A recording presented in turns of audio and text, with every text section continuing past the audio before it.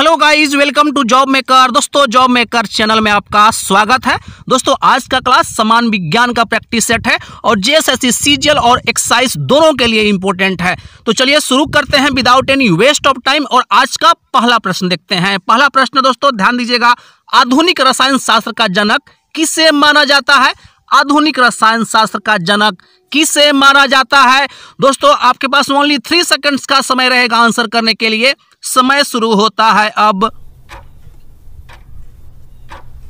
सही जवाब है दोस्तों एंटोनी लोइसियर। Option number D correct answer है। याद रखिएगा, एंटोनी लोइसियर है आधुनिक रसायन शास्त्र के जनक। याद रखिएगा, दहन में ऑक्सीजन की भूमिका का खोज इन्होंने किया है और ऑक्सीजन और हाइड्रोजन का इन्होंने नाम दिया है। याद रखिएगा, अच्छा प्रश्न है, बिल्कुल पूछा जा सकता है। चलते हैं नेक्स्ट प्रश्न की ओर। नेक्स्ट प्रश्न दोस्तों सेकंड नंबर, ध्यान दीजिएगा, पसीने वाली ग्रंथियों मानव शरीर के किस अंग में मौजूद होती है? पसीने वाली ग्रंथियों मानव शरीर के किस अंग में मौजूद होती है? सही जवाब है दोस्तों त्वचा। Option number D correct answer है। याद रखिएगा, त्वचा आपका बिल्कुल करेक्ट आंसर है। चलते हैं नेक्स्ट प्रश्न की ओर। नेक्स्ट प्रश्न दोस्तों 3 नंबर, ध्यान दीजिएगा, सूर्य की रोशनी के संपर्क में आते ही हमारी त्वचा सांवली हो जाती है, ऐसा किसकी उपस्थिति के कारण होता है? प्रश्न को ध्यान से समझिएगा। सूर्य की रोशनी के संपर्क में आते ही हमारी त्वचा सांवली हो जाती है, ऐसा किसकी उपस्थिति के कारण होता है? सही जवाब है दोस्तों मेलेनिन। मेलेनिन के कारण ऐसा होता है। दोस्तों, मेलेनिन का जो काम है वह त्वचा का सुरक्षा प्रदान करना काम है। याद रखिएगा, ठीक है। चलते हैं नेक्स्ट प्रश्न की ओर। नेक्स्ट प्रश्न दोस्तों 4 नंबर, ध्यान दीजिएगा, निम्न में से कौन सा हार्मोन थायराइड ग्रंथि द्वारा स्रावित नहीं होती है? निम्न में से कौन सा हार्मोन थायराइड ग्रंथि द्वारा स्रावित नहीं होती है? सही जवाब है दोस्तों thymosin. Option number D correct answer है। याद रखिएगा, थैमोसिन जो है यह थायराइड ग्रंथि द्वारा स्रावित नहीं होता है भाई। याद रखिएगा, थैमोसिन जो है बच्चों के जन्म से पूर्व टी कोशिकाओं को विकसित करती है। याद रखिएगा, और भाई लोग अगर चैनल पे पहली बार विजिट किए हैं तो चैनल को जरूर सब्सक्राइब कर लीजिएगा, क्योंकि जॉब मेकर चैनल आपको झारखंड में होने वाला सभी तरह का एग्जाम में बहुत मदद करने वाला है। चलते हैं नेक्स्ट प्रश्न की ओर। नेक्स्ट प्रश्न दोस्तों 5 नंबर, ध्यान दीजिएगा, विनेगर किससे बना है? विनेगर जो है वह किससे बना होता है? सही जवाब है दोस्तों acetic acid. Option number B correct answer है। याद रखिएगा, एसिटिक एसिड से बना होता है। और भाई एसिटिक अम्ल जो होता है वह सिरका से प्राप्त किया जाता है। याद रखिएगा, ठीक है। कमेंट में आप अपनी प्रतिक्रिया जरूर डालिएगा। टोटल 20 क्वेश्चन में से आप कितना सही कर रहे हैं। चलते हैं नेक्स्ट प्रश्न की ओर।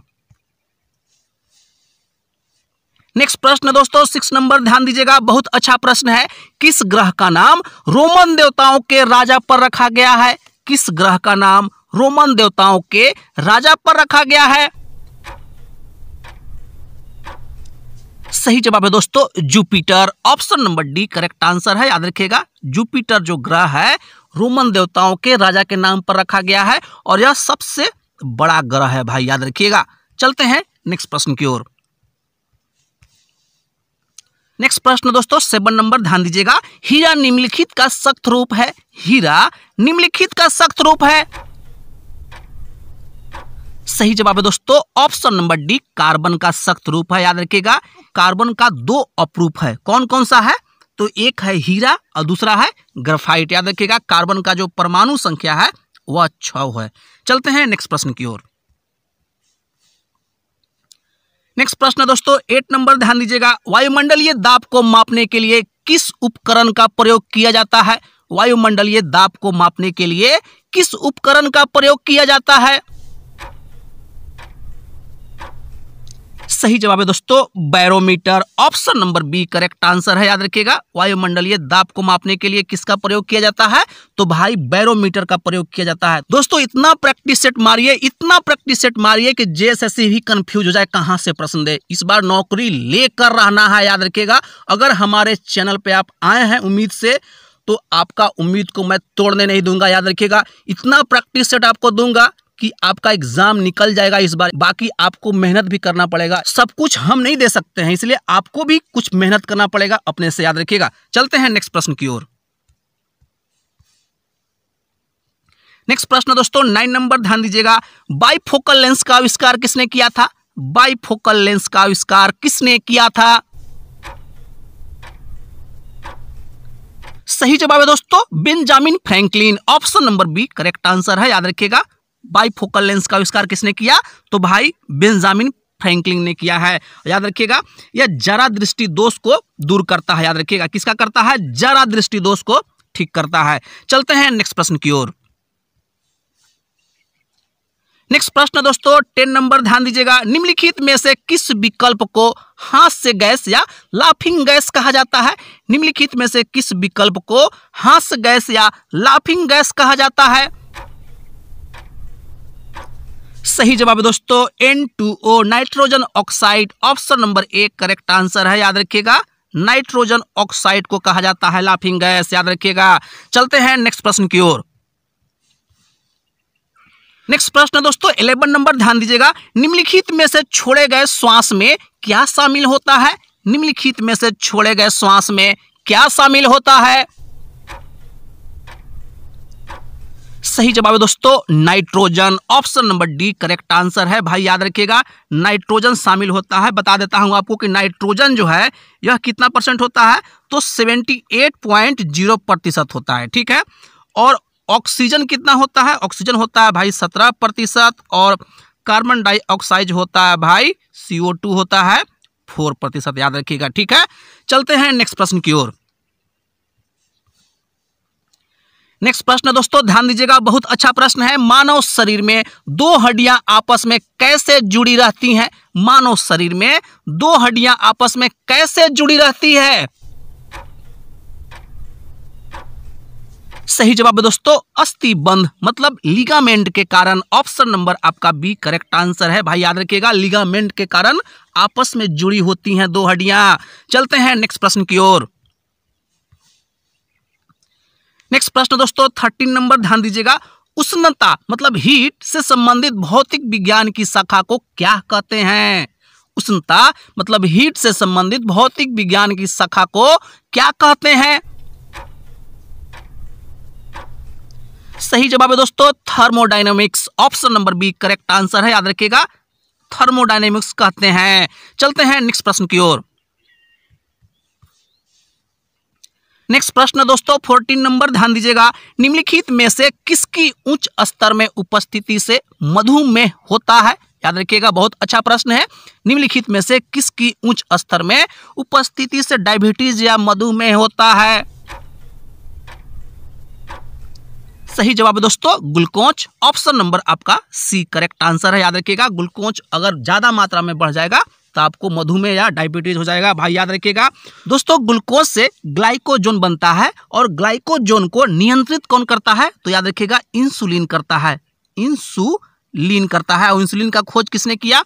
तो भाई बैटिंग और वेस्ट ने किया। कब किया? तो 1921 ईस्वी में किया है, याद रखिएगा, ठीक है। इंसुलिन का क्या काम है? तो ग्लूकोज से ग्लाइकोजोन जो बनता है उसको नियंत्रित करता है। और इंसुलिन का खोज किसने किया? तो बैटिंग और वेस्ट ने किया। कब किया? 1921 ईस्वी में, याद रखिएगा। चलते हैं नेक्स्ट प्रश्न की ओर। नेक्स्ट प्रश्न दोस्तों 15 नंबर, ध्यान दीजिएगा। निम्नलिखित में से कौन सा विकल्प मार्सोपियर्स का उदाहरण है? निम्नलिखित में से कौन सा विकल्प मार्सोपियर्स का उदाहरण है? सही जवाब है दोस्तों kangaroo. Option number A correct answer है, याद रखिएगा।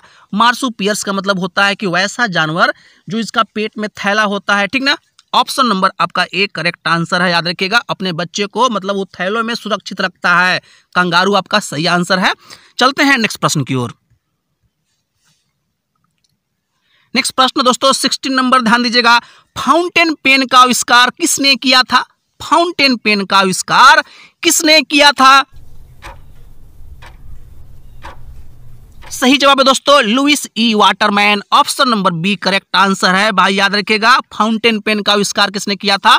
तो लुइस ई वाटरमैन ने किया था। और कब किया था? तो 1884 ईस्वी में इन्होंने अपना पेटेंट लिया था फाउंटेन पेन का, याद रखिएगा। चलते हैं नेक्स्ट प्रश्न की ओर। नेक्स्ट प्रश्न दोस्तों 17 नंबर, ध्यान दीजिएगा। बल की एसआई यूनिट क्या है? बल की एसआई यूनिट क्या है? सही जवाब है दोस्तों Newton. Option number B correct answer है। याद रखिएगा, बल का एसआई यूनिट का है तो भाई न्यूटन है। चलते हैं नेक्स्ट प्रश्न की ओर। नेक्स्ट प्रश्न है दोस्तों 18 नंबर, ध्यान दीजिएगा। मकड़ियों में कितनी जोड़ी आंखें होती है? मकड़ियों में कितनी जोड़ी आंखें होती है? सही जवाब है दोस्तों 4 जोड़ी। ऑप्शन नंबर आपका सी करेक्ट आंसर है। याद रखिएगा 4 जोड़ी मतलब 8 आंख होता है मकड़ी में, याद रखिएगा। चलते हैं नेक्स्ट प्रश्न की ओर। नेक्स्ट प्रश्न दोस्तों 19 नंबर, ध्यान दीजिएगा। ट्यूबरक्लोसिस के विरुद्ध मुख्यतः कौन सी वैक्सीन का प्रयोग किया जाता है? ट्यूबरक्लोसिस के विरुद्ध मुख्यतः कौन सा वैक्सीन का प्रयोग किया जाता है? सही जवाब है दोस्तों BCG. Option number A correct answer है। याद रखिएगा ट्यूबरक्लोसिस के विरुद्ध कौन सा वैक्सीन का प्रयोग किया जाता है? तो भाई बीसीजी का प्रयोग किया जाता है। भाई कमेंट में आप अपनी प्रतिक्रिया जरूर डालिएगा, कितना क्वेश्चन आप सही कर रहे हैं। चलते हैं नेक्स्ट प्रश्न की ओर। नेक्स्ट प्रश्न दोस्तों 20 नंबर, ध्यान दीजिएगा। रेडियो सक्रियता मतलब रेडियो एक्टिविटी का आविष्कार किसने किया था? रेडियो सक्रियता का आविष्कार किसने किया था? सही जवाब है दोस्तों हेनरी वक्रल। Option number C correct answer है। याद रखिएगा रेडियो सक्रियता का आविष्कार किसने किया? तो भाई हेनरी वक्रल ने किया है। Option number C correct answer है। दोस्तों आज के लिए बस इतना ही रहेगा।